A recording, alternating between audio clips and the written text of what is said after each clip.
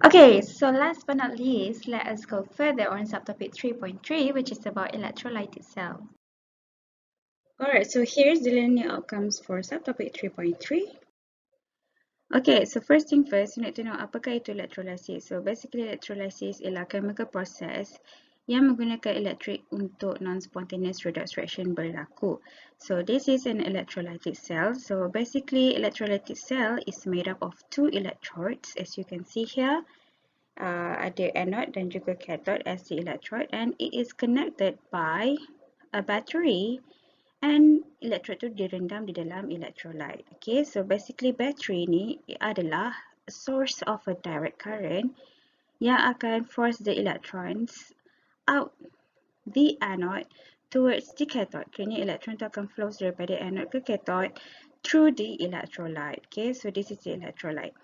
And electrolyte yang digunakan haruslah molten salt ataupun aqueous ionic solution supaya elektron tu boleh flow daripada anode ke cathode. So basically ini adalah electrolytic cell. As you can see, both of the electrodes, anode and cathode, berada di dalam satu beaker yang sama. Okay, and mereka connected by a battery here. Lepas tu dia tak sama macam galvanic cell. Kalau galvanic cell, anode dengan cathode berada di dalam beaker yang separate, and mereka dikenatkan dengan salt bridge. Okay, so berbeza. This is electrolytic cell, and as you can see here, anode for electrolytic cell adalah positive electrode. Sebab kenapa? Because it is connected to the positive terminal of the battery. Okay. And kalau let's say you hafal anodes red cat, you tahulah kalau di anode, tak kisahlah dia positif ke negatif electrode, dia still akan undergoes oxidation. Okay.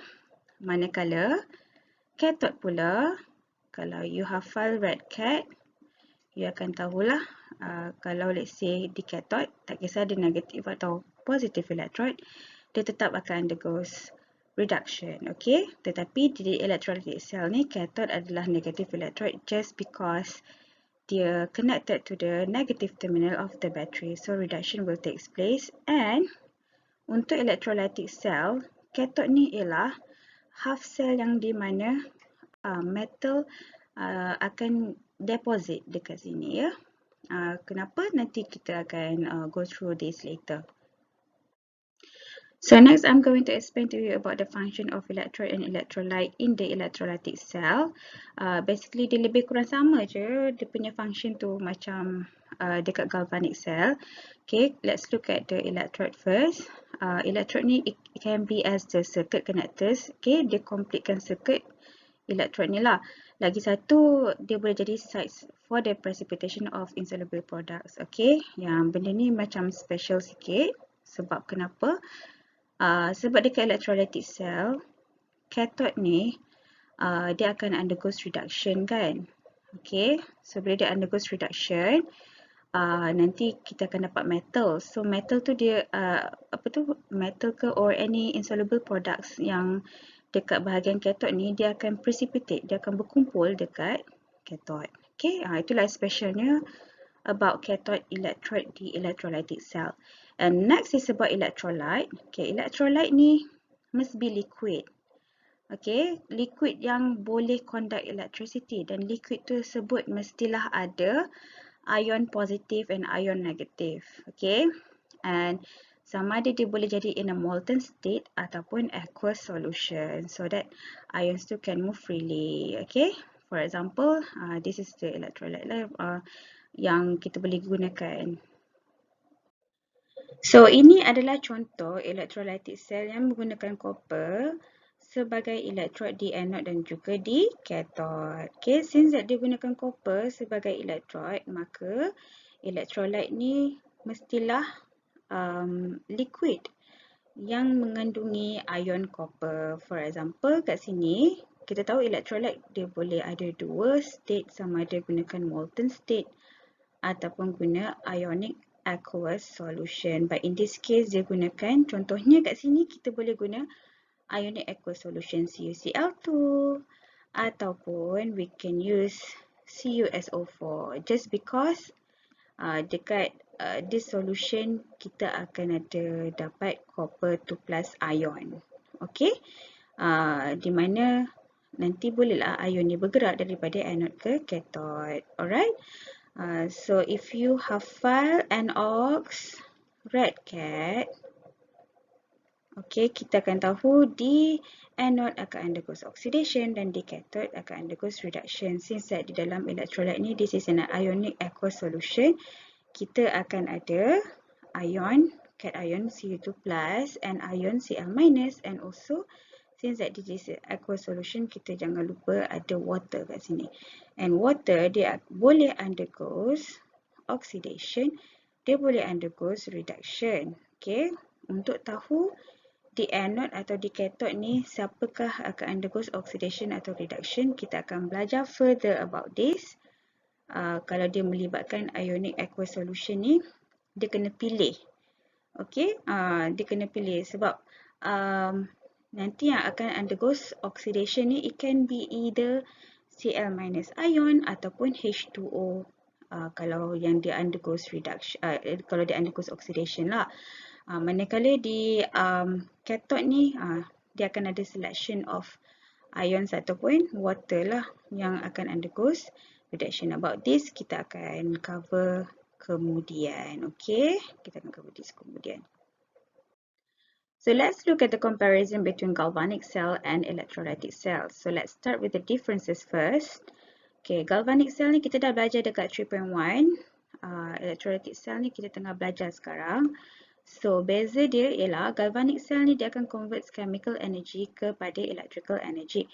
Kalau electrolytic cell, dia akan convert electrical energy ke chemical energy. Okay, and galvanic cell, cathode dia ialah positive electrode, anode ialah negative electrode. Kalau electrolytic cell, cathode adalah negative electrode just because it is connected to the negative terminal of the battery, and anode is a positive electrode just because it is connected to the positive terminal of the battery. Okay, and then galvanic cell, most spontaneous redox reaction akan occurs and it will release energy. Kalau electrolytic cell, non-spontaneous redox reaction occur and it requires, dia perlukan energy to drive it. Okay, how about the similarities between them? Okay, tadilah macam Miss bagi tahu, tak kisahlah anode negative terminal ke the negative electrode ke positive electrode ke. If you remember NOx and also red cat, whatever it is, kalau di anode akan undergoes oxidation, di cathode akan undergoes reduction.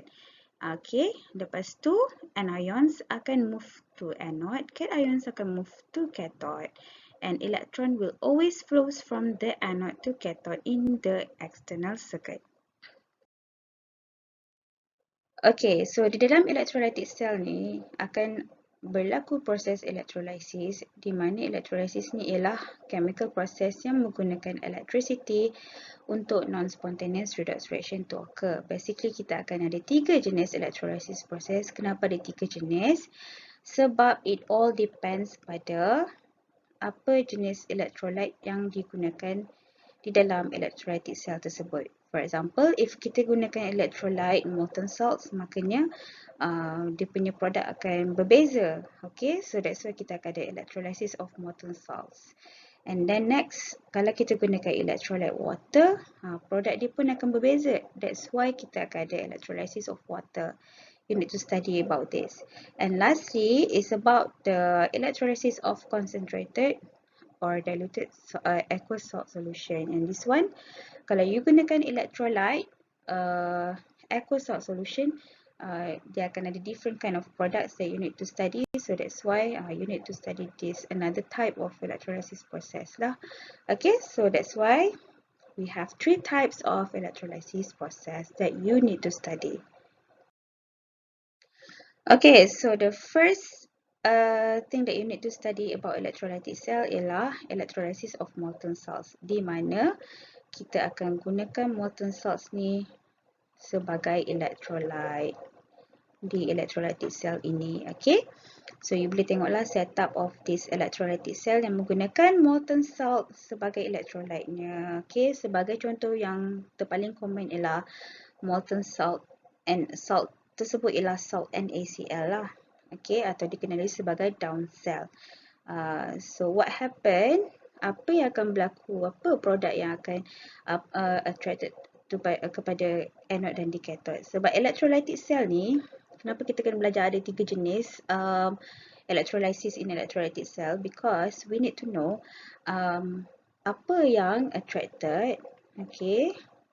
Apa yang attracted to the anode and cathode, supaya nanti kita tahu apakah produk yang berada di anode dan di cathode untuk kita tulis observation dia. So that's why you need to know electrolyte tu, electrolyte yang kita gunakan dekat electrolytic cell tu akan mempengaruhi produk yang berada di anode dan juga di cathode. Okay, sebagai contoh kita gunakan kat sini electrolyte molten salt.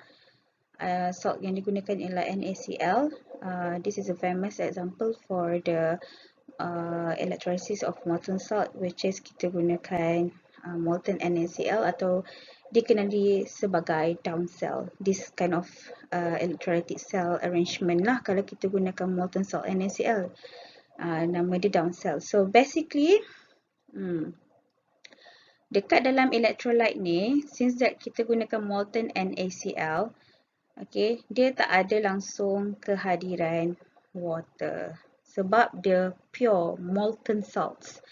Okay, dia bukan aqueous, bukan ionic aqueous solution. So dia tak ada langsung air. So kalau tak ada langsung air, bermaksud kalau this is electrolyte yang digunakan adalah molten NaCl, that means dekat molten NaCl ni akan ada ion Na plus dengan Cl minus sahaja. Okay.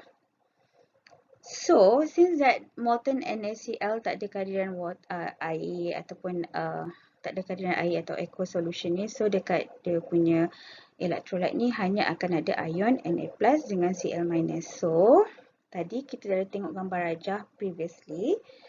Okay, cathode dia akan attract cation, anode akan attract anion. Therefore, di cathode dia akan attract cation Na plus, di anode akan attract anion Cl minus.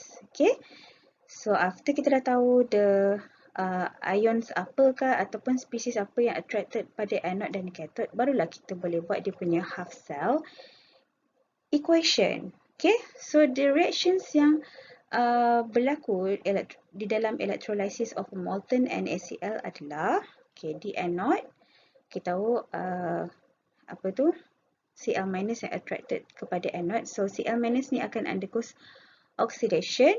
So kalau you hafal anox, lepas tu oil rig, that means oxidation kena lose electron. So you have to build the half cell equation of Cl, di mana Cl ni dia akan lose electron. So pada asalnya dia adalah Cl minus. Lepas tu kalau dia lose elektron jadi Cl pluskan dengan elektron sahaja kan. Tapi kalau let's say Cl ni di dalam elemen dia tak boleh macam Cl macam ni sahaja atom. It has to be an element. Kalau let's say di dalam elemen dia mesti di dalam gas phase. Okay, so kat sini since that dia di dalam natural element, dia adalah di dalam gas phase.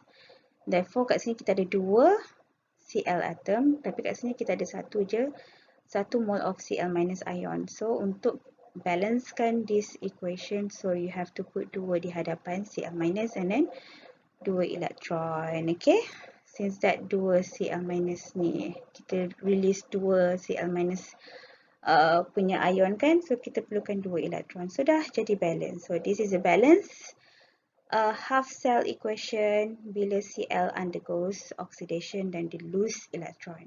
Okay, and then how about apa yang berlaku di cathode? Okay, cathode kita tahu cathode dia akan undergoes reduction. Okay, so bila Na plus dia undergoes reduction macam mana? Okay, you kena, kalau you hafal anox, red cat and then oil rig, that means kalau reduction dia kena gain elektron. So macam mana bila Na plus dia gain elektron? Na plus pluskan dengan elektron and then dia akan dapat Na solid. Okay. Lepas tu phase jangan lupa, since that this is a molten, okay, this is molten, dia tak ada H2O atau dia bukan aqueous, okay. So you boleh letaklah apa tu, kalau ion ni dia berada di dalam liquid phase, pure liquid phase, okay, bukan aqueous, since that dia adalah molten salt. So you need to remember kalau molten salt, okay, dia punya ion ni must be in pure liquid phase, okay, pure liquid phase. Alright. Kalau H2O dengan aqueous solution is different. Kalau molten je mesti ion dia must be in liquid phase. Phase ni penting bila you nak tulis dia punya half cell equation ni. Okay, so next kita kena buat, after kita dah buat half cell reaction equation, we can do the overall cell reaction equation.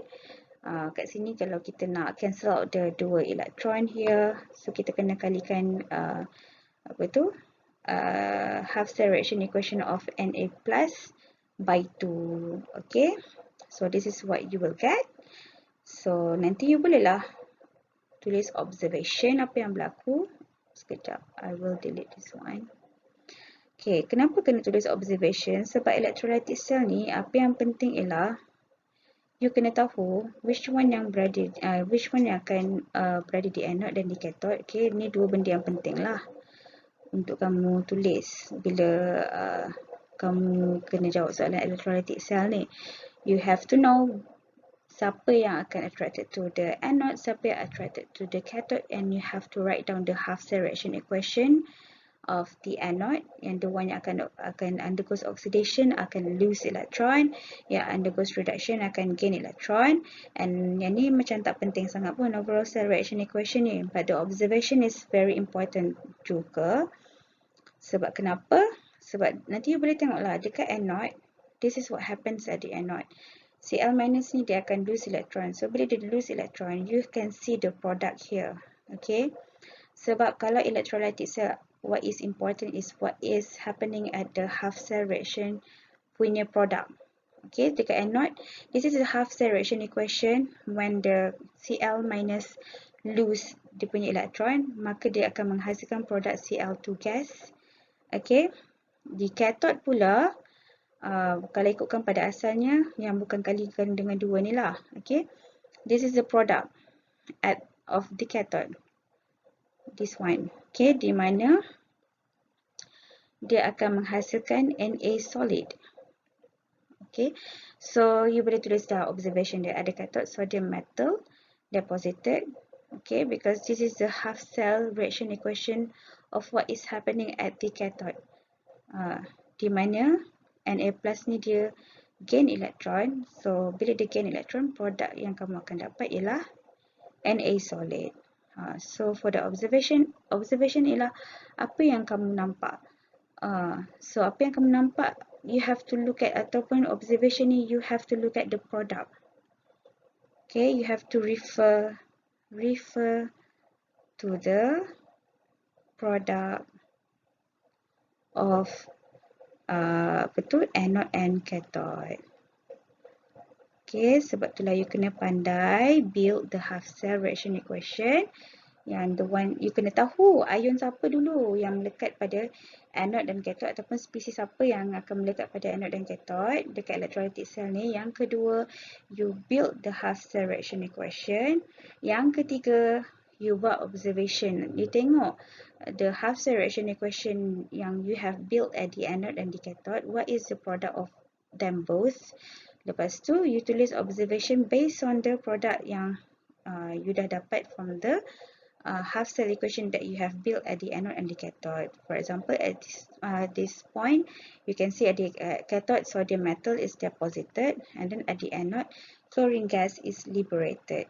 Actually, observation ni adalah apa yang you boleh nampak dengan mata kasar saja. You cannot tell if the gas liberated dekat anode ni adalah chlorine gas or not. Tapi since that kita tahu molten, kita gunakan molten NaCl sebagai electrolyte, makanya kita tahu, and kita dah tahu the selection of species yang berada di anode dan di cathode. And we have built the half cell reaction yang berlaku di anode dan di cathode. So that's why kita tahu di anode ni, the gas yang dilepaskan, yang you nampak dengan mata kasar tu ada gas terlepas dekat anode ni adalah chlorine gas. Just because of you tahu apakah species yang berada di anode yang undergoes oxidation dan lose electron tersebut. Faham tak? Okay. Okay guys, so next is the electrolysis of water in the electrolytic cell. So what happen kalau electrolyte kamu mengandungi water? Okay, apakah produk yang berada di anode dan di cathode? Apakah dia punya half cell reaction equation of the anode and also the cathode? So basically, if let's say electrolyte kamu mengandungi air, okay, the H2O ni akan decompose. Dia akan menghasilkan oxygen gas dan juga hydrogen gas. Okay, as what I told you guys earlier, di dalam electrolytic cell ni, apa yang paling penting ialah you kena tahu apakah half cell equations yang berada di anode and cathode. Macam mana nak tahu half cell tu? You have to look at the electrolyte yang digunakan. Okay, kalau molten salt previously, you tengoklah apa yang akan attracted kepada anode dan di cathode. Kalau water macam mana pula half cell equation di anode dan di cathode? Okay, so this is it. The half cell reactions equation of the electrolysis of water di anode dan juga di cathode. Okay, so basically we know that at the anode the oxidation will occur. So this is the half cell reaction equation of the water at the anode. Okay, and this is a half cell reaction of the water at the cathode. The cathode reduction will occur, and this is how apakah yang akan berlaku. Okay, so basically after you dah tahu half cell reaction equation di anode dan di cathode, the next thing that you need to look at is the product at the anode and also at the cathode. So if you look at the half cell reaction equation of the water at the anode, you can see H2O ni bila dia berada di anode, dia akan menghasilkan produk oxygen gas. Okay, anode kan dia akan undergoes oxidation. Oxidation dia akan lose electron. So selain daripada dia lose electron, dia menghasilkan oxygen gas dan juga dia menghasilkan solution yang acidic, which is H+. Okay, di cathode pula, product of electrolysis of water dekat cathode, okay, we know that cathode dia akan undergoes reduction. So reduction, that means dia gain electron. So H2O bila dia gain electron, dia akan menghasilkan hydrogen gas and also basic solution OH-. Okay, this is the SRP value respective to the anode and the cathode bila berlaku electrolysis of water. So you have to hafal these two. Tak diberi dalam exam, you have to hafal benda ni. Kalau tak hafal, dah ada tips macam mana cara nak build the half cell reaction equation of water at the anode and cathode. Okay, macam mana nak tips-tips dia? Okay, first thing first, kalau anode ni you tahu dia undergoes oxidation. Okay, so kalau for water molecules je ni untuk electrolysis of water je. Kalau anode, you nak tahu produk dia apa, you tengok dekat sini, anode. So ada O kat sini. That means you kena expect produk dia mesti ada oxygen gas. Okay, di cathode, kalau you nak tahu apakah product of water di cathode, kalau you tak hafal benda ni, you tengok, okay, cathode H, ada perkataan H kat sini. H kat sini, that means kalau electrolysis of water di cathode, dia akan menghasilkan hydrogen gas. Ini adalah one of the tips lah untuk you tahu product of the electrolysis of water di anode dan di cathode. Okay, tapi kalau untuk you build the full equation, benda ni pun ada tips juga macam nak build the full equation.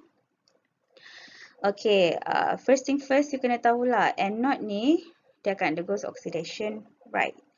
So, bila dia undergoes oxidation, dia mesti akan lose electron. So, first thing first, you buatlah, okay, H2O liquid phase, lepas tu dia akan release electron, betul. Cumanya, you tak tahu clue dia, ada lagi dua produk yang dia kena add on. If you see here, ada lagi dua, which is, kalau you tak tahu, kalau half cell reaction of electrolysis of water di anode ni hasilkan oxygen gas ke hydrogen gas ke, you tengok clue dia pada sini.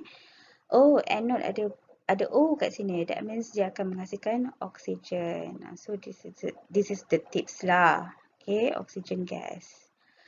Okay, and the next, apa lagi satu produk yang you have to put here?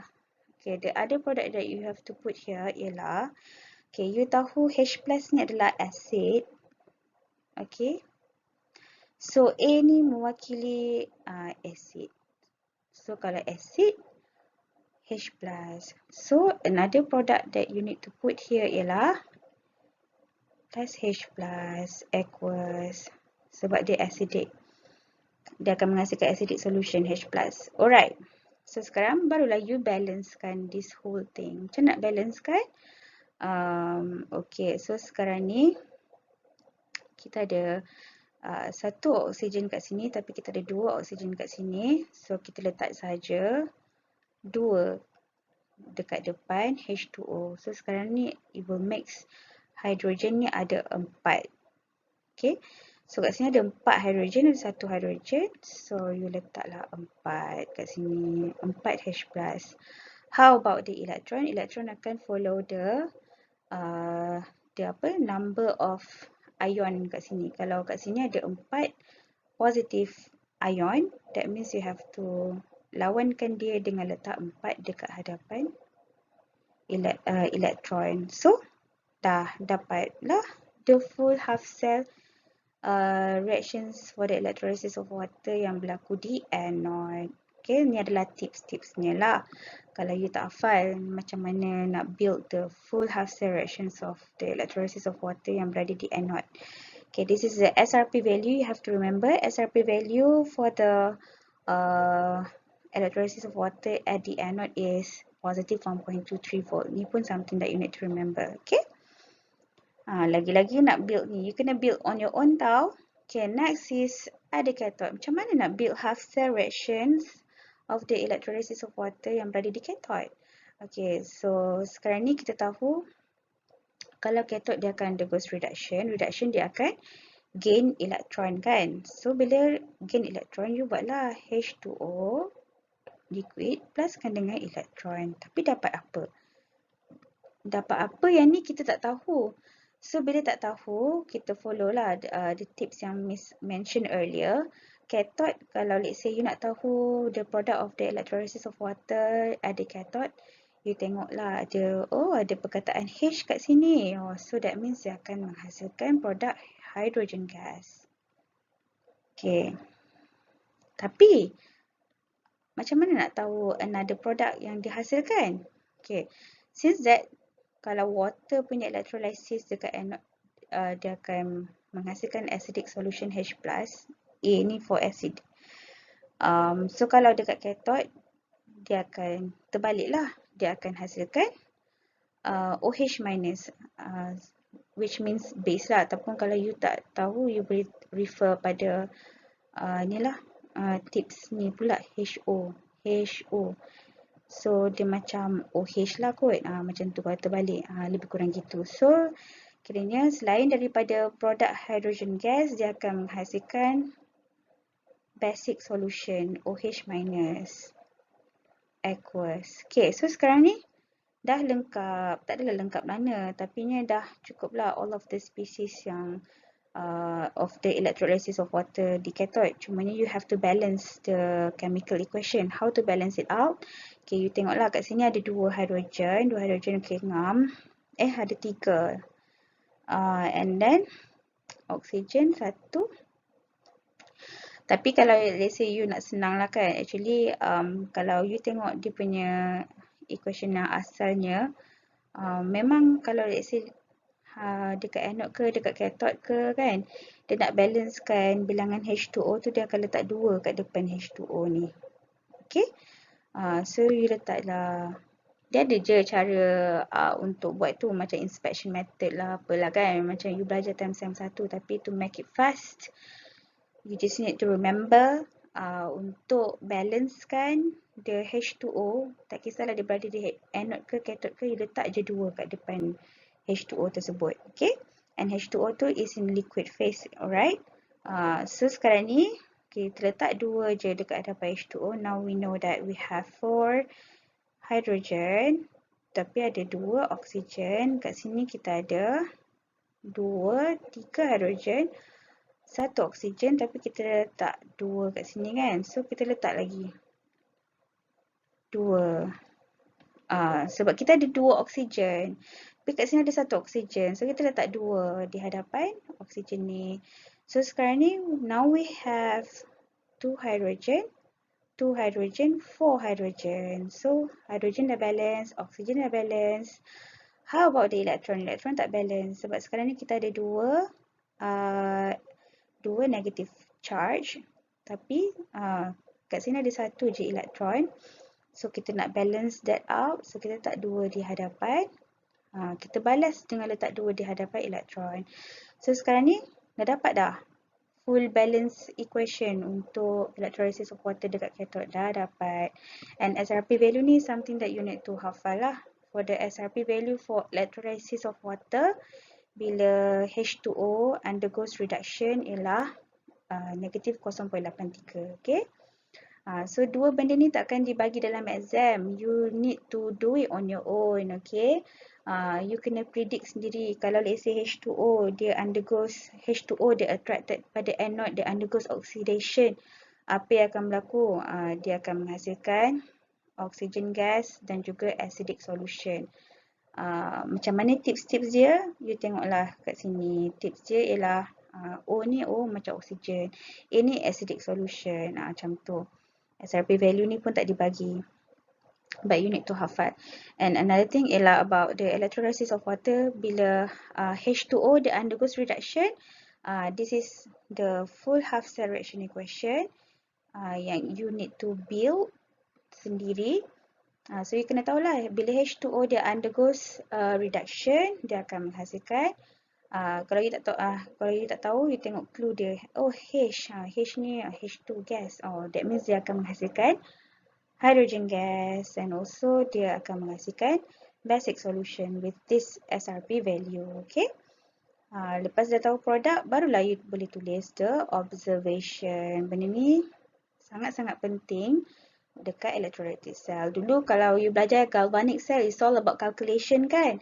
Kalau electrolytic cell is all about what is attracted at the anode and the cathode, siapa yang undergoes reduction, siapa yang undergoes oxidation, lepas tu apakah produk masing-masing untuk you tulis dekat observation. Okay. Okay, so basically this is the reactions involved in the electrolysis of water in the electrolytic cell. So basically bila H2O dia berada di anode dan dia undergoes oxidation, dia akan lose electron dan dia akan hasilkan oxygen gas and also acidic solution. Manakala bila H2O dia berada di cathode, dia akan undergoes reduction, dia akan gain electron dan dia akan menghasilkan hydrogen gas and also basic solution. Tapi bila you nak build the full reaction equation, you kena balancekan the number of electron, di mana half cell reaction equation of H2O yang di cathode ni kena kalikan by 2. So this is what you will get.